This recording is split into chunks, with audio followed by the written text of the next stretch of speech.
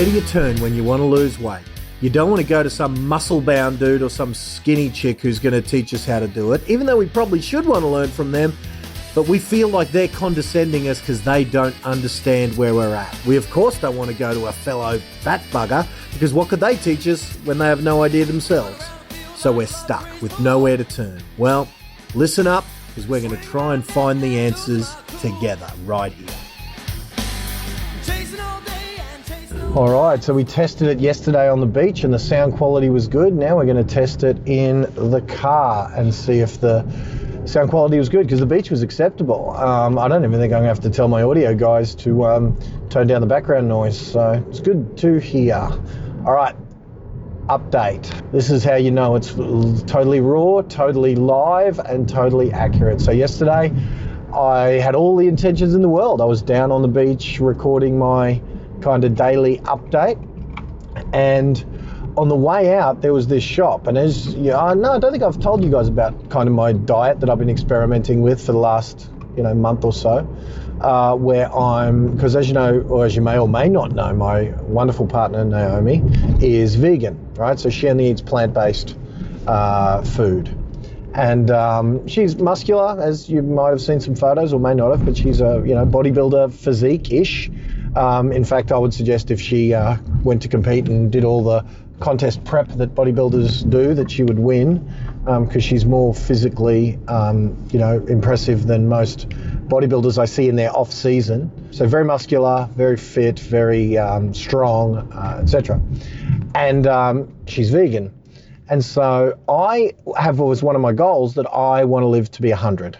I call it a centurion, and I don't even know if centurion is the right word, meaning someone who lives to be 100. But to me, centurion, I like the word, even if I think a centurion is a soldier of some description, and someone who lives to be a century, I don't know what they're called, but I'm going to go with centurion because I like the word. So if I'm going to live to be 100, I don't believe that I can eat all the red meat that I've eaten in my life, all the hamburgers, all the rissoles, all the sausages, all the steak, all the chicken, all the pork, all the ham. I don't believe that is conducive to becoming a centurion. Now, I may be wrong. I don't know, and I don't necessarily, I'm not thrusting my beliefs upon you, but it's my belief. Now, I'm told that seafood of all the meats is the lesser of all those evils. So at the moment, for the last month, I've been on seafood and veggie. I've still kept eggs. I've still kept dairy. Dairy's probably the next thing to go, but eggs I'll probably keep because I like omelettes, and I can do veggie omelettes, and they're almost as good as a chickeny omelette or whatever. So anyway, on that basis, as I was leaving the beach yesterday, and I don't know if you just heard that bogan in the Ning Ning car, but anyway, I was leaving the beach yesterday, having just spent some time with you and giving you our updates, and admitting to you embarrassingly that I was literally fallen off my dietary commitment wagon with my accountability buddy, you, 8 hours after I made the commitment. Because as you remember, day one, I wanted to do 2 meal replacement shakes, liquid meals, I call them, 2 liquid meals and 1 sushi. And as you remember, on day one, I did 1 liquid meal and 2 sushis. So it wasn't the worst thing in the world. And I lost 1.5 kilos between day 1 and day 2. Now it's day 3, and I haven't measured myself this morning, haven't weighed myself. I am on the way to go for a walk with my son. But last night, after breaking, so I'll tell you what happened, yesterday. But so yeah, we're now on day 3. And so as we said, on day 1, I broke the commitment just. On day 2, as I was leaving the beach, having had a walk and spent some time with you, there was a snack bar, and it said really nice, healthy, $12 supposedly. Well, their marketing made it look nice and healthy. Crab sandwiches on whole wheat bread and prawn sandwiches. So that fits in with my dietary, the veggie thing. And it just looked delicious. So I, as you know, when I recorded the thing, I hadn't eaten yet. So I went and got one of the crab sandwiches and one of the prawn sandwiches, with a view to that being lunch. And I don't even know why I got 2, because I knew I could only have 1 for lunch. Anyway, doesn't matter what happened, because they said after I paid for it, they said they didn't have any prawns, so we'll just give you 2 crab, which was about the same money, so I took it. And I tell you, I just ate them both on the way home in the car, and they were delicious. And then I felt like crap immediately after because I broke my diet for the day. So then, I don't know what I had for lunch, but then what I do know is later that night, did I have sushi? I might have had sushi. I think I did. Last night? No, not last night. I know what I had last night with you. That's my boy there, Calvin. Calvin, this is my one. I'm recording this in my mind for one accountability buddy, even though more people might listen to it because it's a podcast.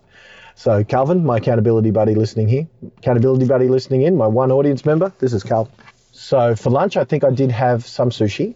And for dinner last night, I had salmon and mashed potato and beans from Eat Now. So I didn't break my vegetarian with seafood kind of diet, but I certainly didn't have my meal replacement shakes, my liquid meals.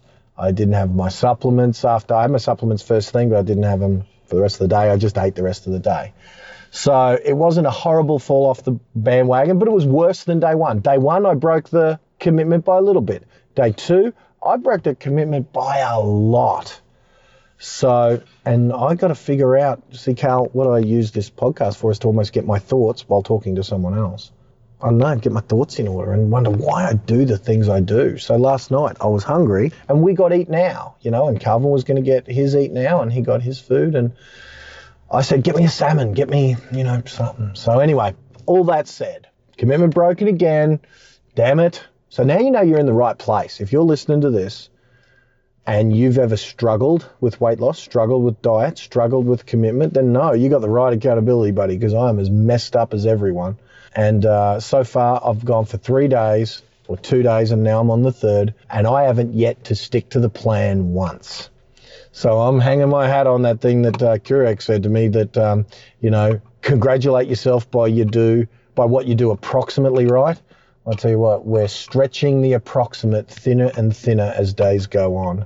So, I'm here with my boy. Maybe me making a commitment in front of my boy will embarrass me into living up to my commitment to me, to you, to him, to just getting this gut gone. We are going for a walk. So again, we're doing something approximately right. I had to bribe him that we go for a walk and I'll buy him these, what are these things called? These spinny things, what are they called? Don't just grunt. The world now knows. Autism spinners. Is that politically correct?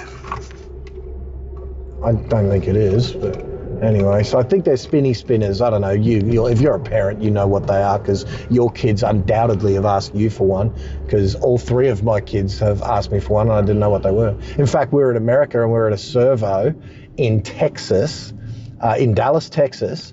And we were at the servo filling up at what they call the gas station. And there was a kid there asking for it at the servo. And Naomi told me that they were the hottest new craze. And here they were in Texas asking for one. And then as soon as I get home, my other boy Joel asked me for one. And Lauren, my daughter, asked me for one. And now Calvin, we're off to get some. So that's what we're doing. So we are going for a walk. He gets his spinner. I get him to come for a walk with me.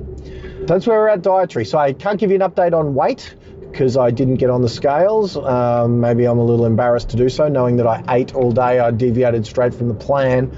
I know yesterday I had a nice little weight loss from when I started.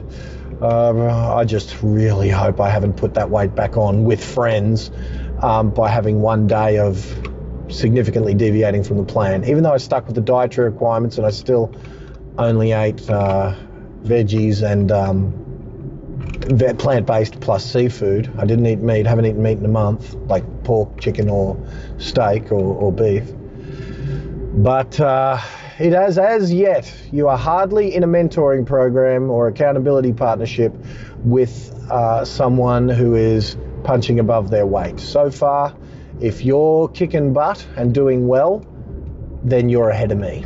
And congratulations to you. If you're struggling and you've broken rank a few times, then you're right with me because I've done it every day since. I tell you, I'm hungry now. And, when me and Calvin go to buy his little spinny thing, it's right next to the sushi shop. I'm going to buy some sushi, but I really am going to not eat it till lunchtime as per the plan. I'm going to have my meal replacement when I get home, my liquid meal when I get home. and I'm going to eat the sushi at lunchtime when I'm supposed to. So tomorrow you're going to have a better update from one Glenn Twiddle, and I hope you have a great 24 hours as well. Hope you're going well. Make sure you reach out to me if you need to give me an update, or if you'd like to, or if you need a kick up the butt, or whatever the case may be. You know where to find me. The only real place it is me is on my Facebook page. Emails aren't me. Twitters aren't me. Instagrams aren't me. None of those things are me.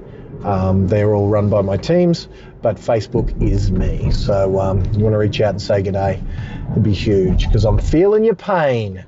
I promise you. Now, but if you're kicking butt and you're punching the air and saying you're kicking my ass, maybe I should join your program, because I'm not doing as good as I would want to do. But hey, we're early days. We're on day 3. So thanks for listening. Hope hearing that others struggle, is some consolation. All right. So there's my boy joining us on his first podcast. Cal, what do you think? Yeah, there you go. He's 13. I'm getting the surly teenager thing. I've got to beat that out of him with daily beatings. Daily beatings, I believe, is the key to teenage angst. So we'll talk about that. We'll go for a walk, and then I'll start administering the first of today's beatings. Tiny Rick. What? Woo, Tiny Rick. Tiny Rick. Rick and Morty quote. See how hip am I? I know all the latest stuff. Rick and Morty. That's a funny show. If you parents, if you haven't seen it, do not let your 13-year-old watch Rick and Morty. It's completely inappropriate. I'm too late on mine, but maybe you're not too late on yours. Oh my goodness, look at that noisy bike rider.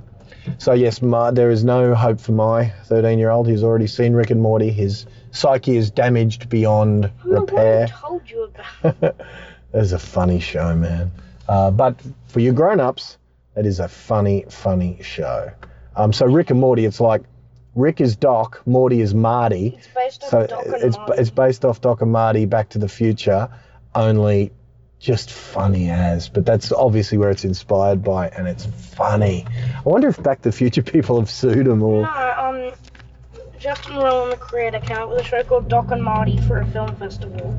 Oh, did he? So he called it Doc and Marty? Yeah, and then one person from Adult Swim was just like, we need an animator, we need a new show. Yeah. So he contacted Justin Roiland because he liked the Doc and Marty thing. So then Justin Roiland had to, to not get sued, change it.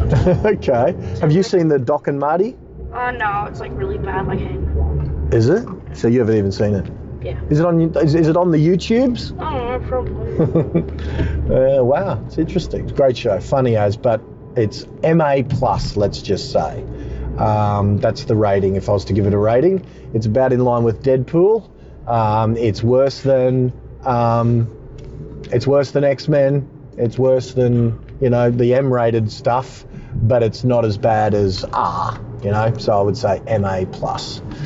Funny as hell though. All right, so that's the update. You didn't care about that. We're here to be on a weight loss journey, not a Rick and Morty journey. But what else are we going to talk about? It's all good. Sometimes you're going to get to hear real life discussion, what I'm up to and all of that. All right, so let's hope day 3. We're just starting out on day 3, heading down the beach for a walk. Let's hope day 3. I thought this was day 4. No, it's day 3. Sure? Yep. Day 1, I screwed up a little bit. Day 2, yesterday, I screwed up a lot, and this is day 3. Look, there's an old dude with muscles. Look at that. That's who I want to be. I want to be the old dude there with muscles. He had a gut. Yeah, he had a bit of a gut, but he had more muscle than me. Some old dude down the beach walking with his shirt off, thinking, good on you, mate. Well done. That'll be me in 10 years. People are going to drive past me, Carl, and say, look at that old dude. Look at how muscly he is. That old dude there with the bald head. You're going to say, I hate when people take their shirt off in public just for the show. They probably are. But I'm going to have so many muscles that... At the very least, like we're a singlet or tank top or something. We'll see. All right, guys, I'm off. Thanks a million for being... I said, righto, guys. I don't have an audience of many. I have an audience of one. So I now say to you, my one audience member, thanks for listening. Thanks for enduring me. As you know, see, Cal, I use this as therapy, man. It's like me talking to that one person, my audience of one, because who the hell else is going to listen to me ramble on? That's why I went on a jet boat. Yes. Good. We're just passing the Palazzo Versace. There it is, Cal. Very nice. Nice. It is. Anyway, my audience of one, hey, I just again say thanks to you for being my accountability buddy.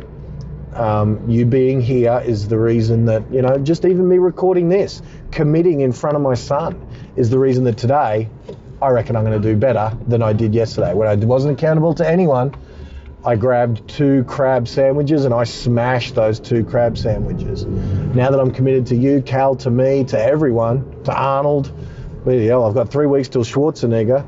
Man, I better have a good day today, Cal. What do you think? Can I do it? Of course I can do it. Yeah, see, even you don't have confidence in me. All right, hey, thanks a million for listening. I so appreciate you. Make sure you reach out at least some stage in this campaign and introduce yourself. Say good day.